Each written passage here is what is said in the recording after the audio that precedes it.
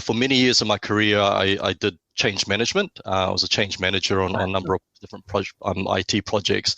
And, at the end of the day, you can say, anything you like to kind of bring people across the board. But one of the things what I found anyway, was always the what's in it for me.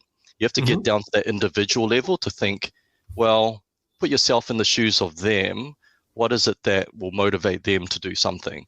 So if you're doing process improvement, it's about, well, can I empathize with the frustration that you have in terms of what you're doing today, and play that back to you and go, I'm hearing this from you. Is that right?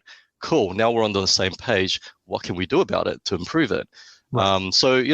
Again, you don't get necessarily taught these things at school, but it's so important. And when you're starting your own business, now I need to put myself in the shoes of my customers and go, well, what is it that they want at the end of the day?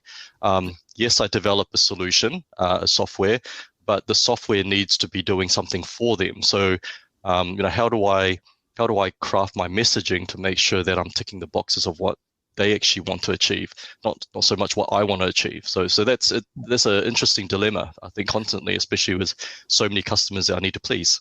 Yeah, there's two skills that you mentioned, and I think they're probably the biggest key for leadership, for success, and surprisingly for business process, right? Empathy, first of all, I think is a skill that's not mentioned enough.